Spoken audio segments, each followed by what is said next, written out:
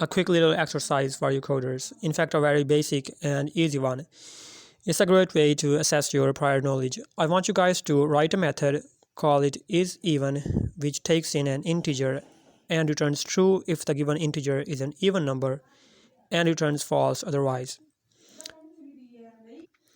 It is very simple to do. The return type for this method is going to be a boolean, since it returns only a true or false depending on the integer provided. Now, if you haven't been following along and you don't know what methods are, I'll link to that video in the card section of this video. Definitely go check it out.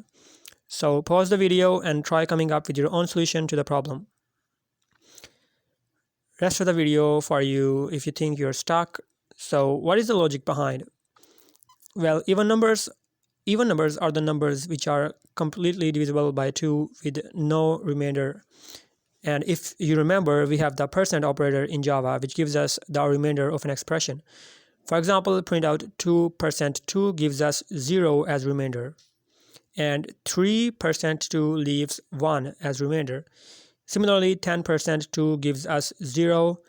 That means for even numbers, it is returning 0, and for odd numbers, it gives us 1 as remainder.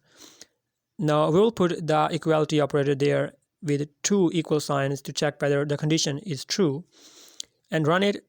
10% 2 equals 0 returns true, and for odd numbers like 3, it prints out false. So that's how simple it is. Let's code it inside our own method now. So create a method isEven, return type is boolean, and we gotta return a boolean now to get rid of the error, say false. And of course, put the static keyword because our main method is a static method. Inside the parentheses, int num, so this method takes in a number. And now just apply the same logic here and return num% 2 equals 0, which will return true if number is even and returns false if num is odd. That's it. Let's test things out. So in our main method, call isEven and provide it with an integer, let's say 3, and run it. Of course, nothing happens because it is just returning a boolean.